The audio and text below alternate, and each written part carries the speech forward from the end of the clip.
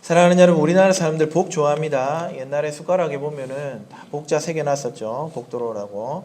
이불에도 베개에도 있었고 연초가 되면 가게 앞에 복줄이 주렁주렁 걸어놨었습니다. 어떤 분은 국물 요리는 복국만 먹는다는 말도 있습니다. 죄송합니다. 그런 건 없습니다. 예수님 믿는 사람들도 복 좋아합니다. 신명기 28장 6절에 보니까 네가 들어와도 복을 받고 나가도 복을 받을 것이니라. 아멘. 이런 복이 있으면 좋겠습니다. 새가족 신방에 보면은 선고 액자에 그 신방 선물로 주는 액자에 보통 교회들이 이 구절을 많이 합니다. 이처럼 사람들 다 복 받기 원합니다. 누가 복을 차고 화를 얻으려 하겠습니까? 중요한 건 진정한 복을 원하고 추구하며 사모하느냐입니다. 성경이 말하는 복, 삼위 하나님 안에서 누리는 복, 그거라면은 여러분 얼마든지 기복적이라도 괜찮습니다. 하지만 우리가 이 땅을 살다 보니까 세상 사람들이 많이 말하는 그 복이 우리도 복인 줄 알고 착각할 때가 많다는 게 문제입니다.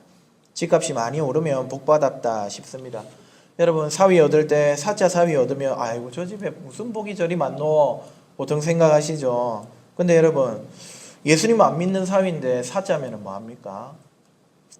예수님 잘 믿는 전도사, 강도사, 목사 사위 얻으면 뭐라고 합니까? 복되다고 안 하고 아이고 고생 많겠네. 위로를 먼저 합니다. 저와 여러분은 하나님이 우리에게 주시고자 하는 복, 성경이 말하는 복을 알고 소망하고 열망하는 복된 성도님들 되시기를 주 안에서 간절히 바랍니다. 우리 믿음의 선배들이요, 하이델베르크 연희문답 2문에 무엇이 복인가, 어떤 인생이 복된 인생인가 하는 그 길을 잘 남겨놓았는데요. 저는 오늘 성경 말씀을 통해서 그 세 가지 길을 살펴보려고 합니다. 특별히 하이델베르크 요리문답은 이번에 수련회를 다녀온 우리 중고등부 친구들이 배운 내용이기 때문에 오늘 우리 성도님들도 이 내용을 간략히 살핀다면 우리 교회 전 세대가 하나의 복음으로 교훈을 받는 복된 시간이 될 것 같습니다. 복된 인생으로 살고 죽는 길이라는 제목으로 설교할 때 우리 모두가 하나님이 주시는 참된 복 가운데 살고 죽을 수 있기를 주 안에서 소망합니다. 첫째로 복된 인생은요, 나의 죄와 비참을 깨닫는 것입니다.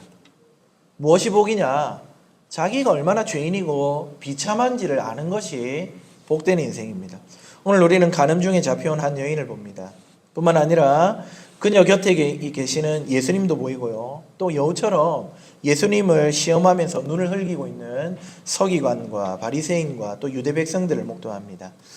예수께서 성전에서 백성들을 가르치실 때였습니다. 예수님 뭘 가르치셨겠습니까? 당연히 구약 성경을 열어서 율법을 설교하고 계셨을 겁니다. 그런데 이때 한 여인이 서기관과 바리새인들에 의해서 끌려왔습니다. 3절을 보니까 이 여자가 간음을 한 거예요. 간음하다 잡힌 현행범이었습니다. 서기관과 바리새인은 율법을 들먹이면서 이 여자를 고발하고 있습니다. 모세는 율법에 간음한 여자는 돌로 쳐 죽이라고 했는데 선생님, 예수님이죠. 선생님은 이 여자를 어떻게 하라고 명하시겠습니까? 그럼 지금 예수님 율법을 가르치고 계시잖아요. 근데 그 예수님 앞에 율법 조항을 들먹이면서 이 여자를 조항대로 해야 되는가 아니면 율법과 다른 판결을 내려도 되는가를 묻고 있는 겁니다. 여러분 간음하는 것, 특히 약혼한 여자나 유부녀의 간통은요 율법에 돌로 쳐 죽여야 할 정도로 중범죄였습니다.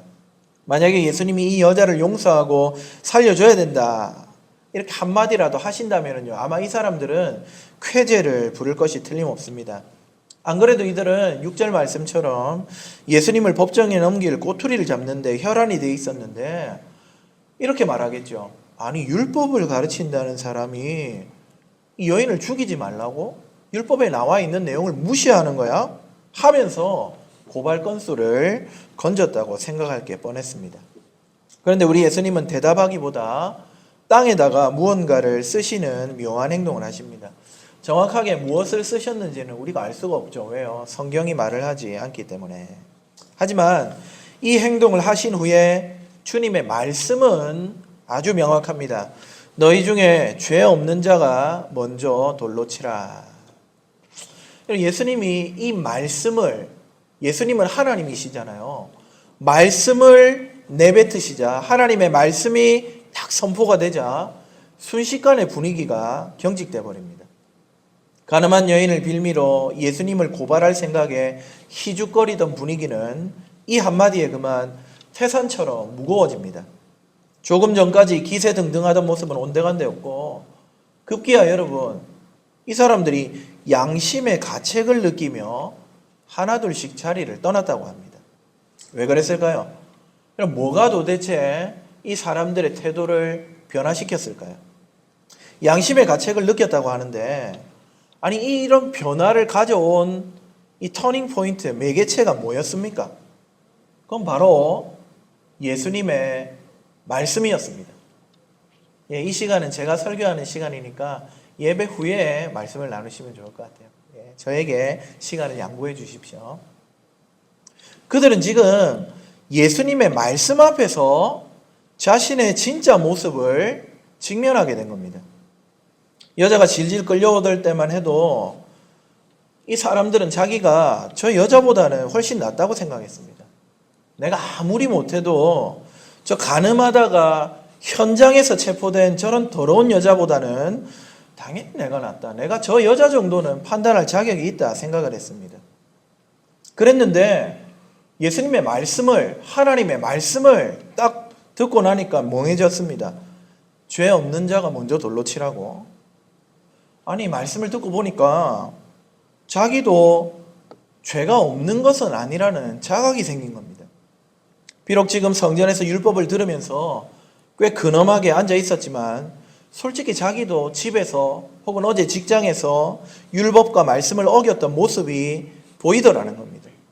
의인인 줄 알았던, 돌로 쳐도 되는 그 자리에 있어도 된다고 생각했던 자기의 진짜 모습이 사실은 나도 율법을 어긴 저 가늠한 여인과 별 다를 바 없는 그런 모습이구나. 나도 죄인이구나 하는 현실을 직면한 것이죠. 무엇 때문에요? 무엇을 계기로? 예수님의 말씀 때문입니다. 다시 말해서 말씀이 바로 사람의 죄와 비참을 있는 그대로 보여주는 거울이 되었던 것입니다. 내가 가진 도덕성, 내가 가진 지식, 나의 봉사, 이런 일반적인 기준으로 보면은 내가 당연히 저 가늠한 여자보다는 나아 보이죠. 하지만 예수님의 말씀을 기준으로 보니까 완전히 달랐습니다. 나도 냄새나고 나도 은밀한 죄를 짓는 죄인이라는 사실을 똑똑히 보게 됩니다. 지금 바리새인들과 군중들은요, 율법의 조문만 가지고, 문자만 가지고 7계명을 범했다 안 범했다 여자를 판단했죠. 하지만 예수님은 그 판단하는 자들도 이 조항을 문자적으로는 어기지 않았을지 모르지만은 너희들 마음속에도 이미 음욕이 있는 것 아니야? 너희들 마음속에도 미워하고 시기했던 거 아니야? 그렇게 율법의 정신을 범한 죄인이라는 사실을 지적하고 계신 것이죠. 죄 없는 자가 먼저라고 하신 예수님 곧 하나님의 말씀 앞에 죄인들의 마음이 홀라당 벗겨지고 그렇게 겉옷으로 덕지덕지 가렸던 자신의 죄와 비참을 보고는 훌쩍 자리를 떠나게 된 것입니다. 사랑하는 여러분, 하나님의 말씀, 하나님의 율법, 하나님의 계명 앞에 서면 우리는 다 죄인이고 비참한 존재라는 사실을 믿으시기를 주님의 이름으로 축원합니다.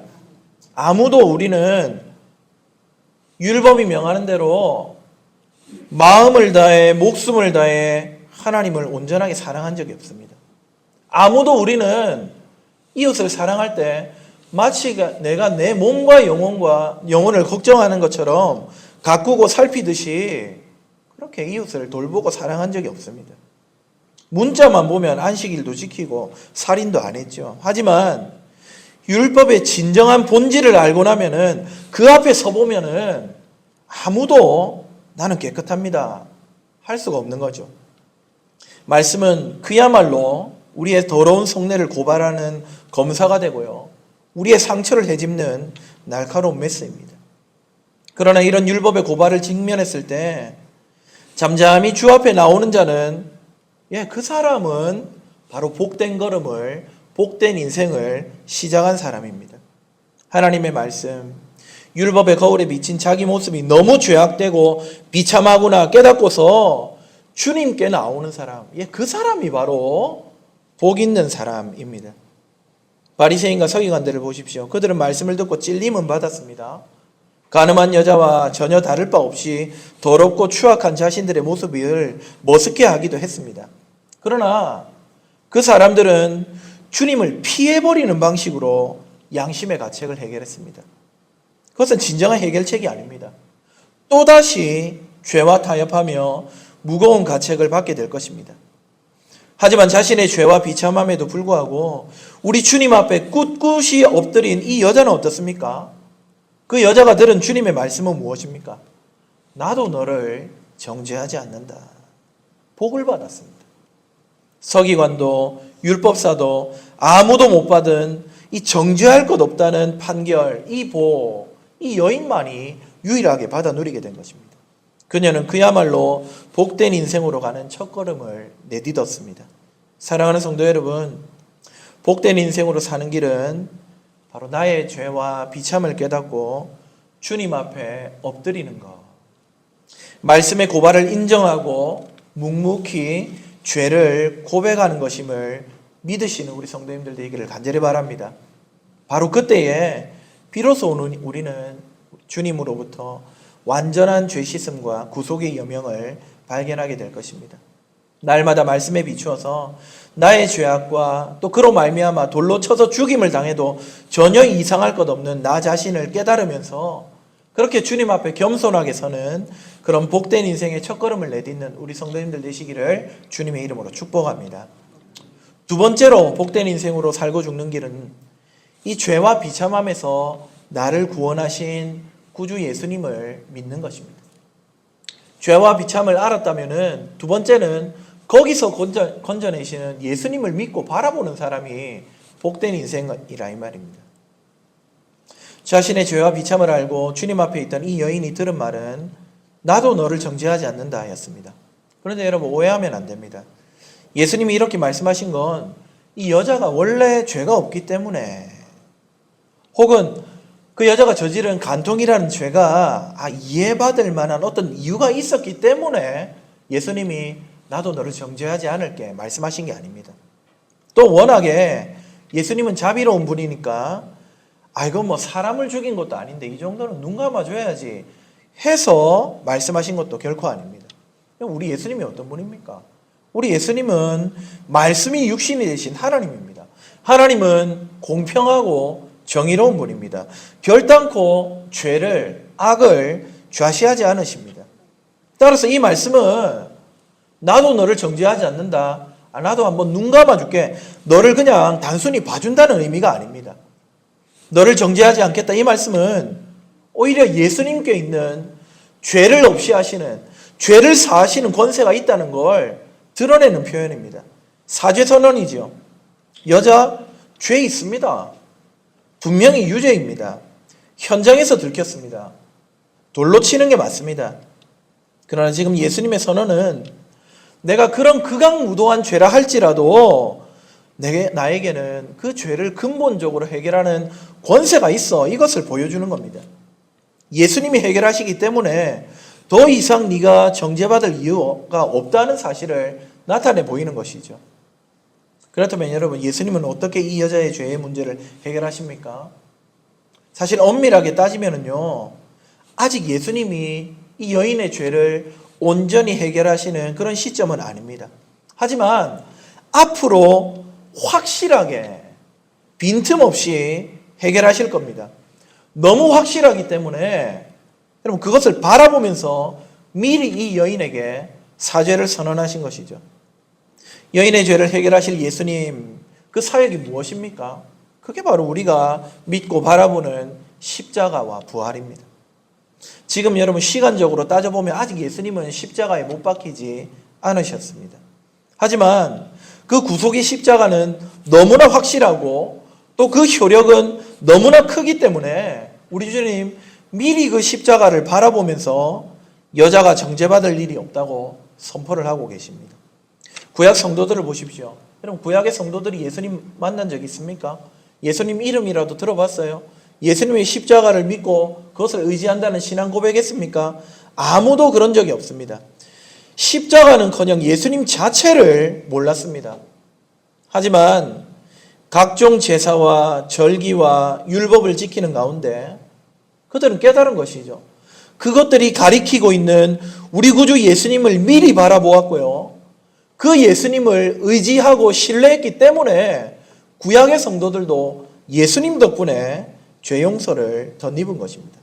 마찬가지로 이 여인도 예수님께서 곧 지실 그 십자가와 그곳에서 뿌려질 피를 의지하여서 죄를 씻음받고 사죄를 선언받고 있습니다. 사랑하는 성도 여러분, 여기서 우리는 죄와 비참 가운데 있던 우리가 어떻게 구속받는지를 깨닫게 됩니다. 이 여인, 또 더 멀리 있었던 구약의 성도들 구속받는 방법은 한 가지밖에 없습니다. 바로 우리 신실한 구주 예수 그리스도를 믿고 의지하는 것입니다. 예수 그리스도의 공로, 그분께서 지신 십자가, 그분이 흘리신 보혈, 나의 죄값을 치르고 나의 죄를 속겠다는 사실을 믿으며 나아가는 것뿐입니다. 예수님 때문에 이 가늠한 여인이나 구약 성도나 오늘 우리도 죄와 비참이 해결되는 것입니다. 이것을 아는 것이, 이것을 믿는 것이 중요합니다.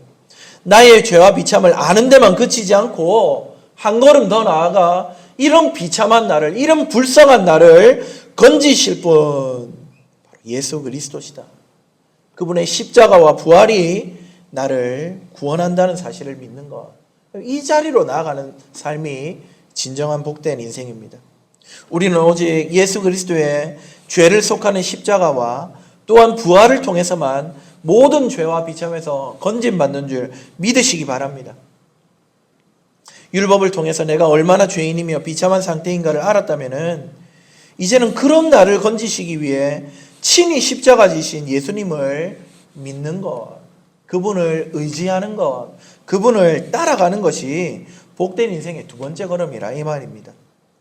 구주 예수님만 일하셨습니까?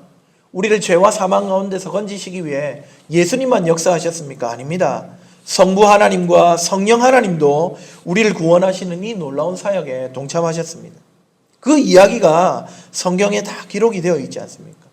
사랑하는 여러분, 죄와 비참함 가운데 있던 우리를 사랑하사 놀라운 구원의 역사를 행하신 삼위 하나님을 믿고 의지하는 복된 인생 살아가시기를 주 안에서 축복합니다. 우리가 진정한 복 가운데 살고 죽는 두 번째 길은요, 나 같은 죄인, 나같이 비참한 인생, 주 예수님 아니면 안 됩니다. 삼위 하나님 아니면 나는 아무 의미 없습니다. 주님 십자가와 부활만이 나에게 새로운 생명을 주십니다. 이 사실을 믿고 의지하는 것뿐입니다. 죄를 탄식하고 비참한 자신을 겸손히 인정한다 하더라도 삼위 하나님을, 우리 구주 예수님을, 그 십자가를 붙들지 않는다면은 우리는 오늘 돌아간 이 바리새인들과 별반 다르지 않을 겁니다. 오늘 우리 가운데 혹시 여전히 예수 그리스도를 믿지 않고 계시는 분 있습니까? 우리를 죄와 사망에서 구원하시는 우리 구주 예수 그리스도와 삼위일체 하나님을 사랑하고 신뢰함으로써 복된 인생의 걸음을 내디드시기를 주님의 이름으로 축복합니다. 하나님께 나아가서 구속의 은혜를 받는 것, 복된 인생의 두 번째 걸음입니다. 마지막 세 번째로 복된 인생으로 사는 길은 바로 감사의 삶을 사는 것입니다. 죄와 비참을 깨닫고 거기서 구속하신 하나님을 바라보았다면 이제는 구속하신 하나님의 은혜에 감사하면서 살아가는 인생, 그 인생이 복된 인생입니다. 예수님은 사죄를 선언하신 후에 그녀에게 이렇게 말씀하십니다. 가서 다시는 죄를 짓지 마라. 여러분, 이 말씀은 용서받은 죄인이 걸어가야 할 삶을 한마디로 표현해 주신 것이죠. 다시는 죄를 짓지 말라. 이제는 죄를 미워해라. 죄에 빠지지 않도록 주의하거라. 죄와 싸우라. 그것입니다. 그러나 이 말씀은 단순히 소극적으로 죄를 짓지 않기만 하면 된다, 이 말도 아닙니다. 한 걸음 더 나아가서 아주 적극적으로 죄만 안 짓는 정도가 아니라 하나님께 영광을 돌리고 하나님의 말씀에, 하나님의 계명에 순종하는 적극적인 삶을 살라고 촉구하시는 겁니다. 지금 이 여인의 경우로 치자면은 다시는 간음하는 죄를 짓지 말라는 계명에 순종하면서 하나님이 기뻐하시는 대로 순결하게 가정을 적극적으로 잘 꾸리며 살아가라는 것입니다. 여러분, 이것이 복된 인생의 세 번째 걸음입니다.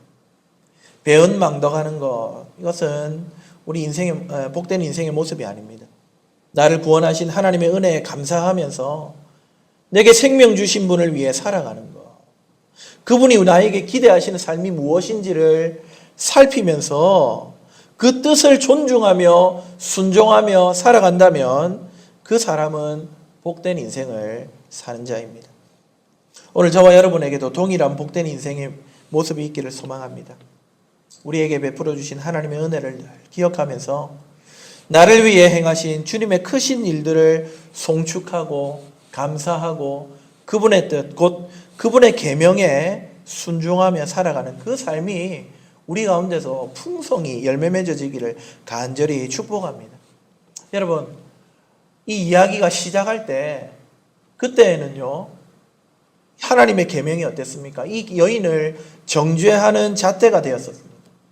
하지만 이 계명이 고발하는 그 고발 앞에 겸손히 서서 주님을 의지하고 나니까 다시금 이 계명이 우리를 살리는 계명, 우리를 복되게 하는 계명, 우리가 살아가야 하는 새로운 이정표로 다가오고 있는 것을 볼 수가 있습니다.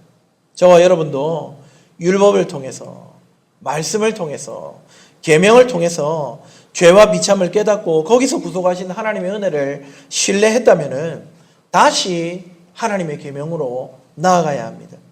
하나님을 사랑하라고 하시는 그 계명으로, 서로 사랑하라고 하는 그 율법에 순종하는 삶, 이것이 바로 복된 인생의 세 번째 길인 것이죠. 계명을 따라 감사의 삶을 살아가는 저와 여러분 되기를 주님의 이름으로 축복합니다. 여러분, 이 내용이 하이델베르크 요리문답 2문에 이렇게 딱 요약적으로 제시가 되어 있습니다. 제가 한번 보여드리겠습니다. 하이델베르크 요리문답 제2문 질문이 이렇습니다. 이러한 위로 가운데 복된 인생으로 살고 죽기 위해서 당신은 무엇을 알아야 합니까? 대답이 이렇습니다. 다음의 세 부분을 알아야 합니다. 첫째, 나의 죄와 비참함이 얼마나 큰가? 둘째, 나의 모든 죄와 비참함으로부터 어떻게 구원을 받는가?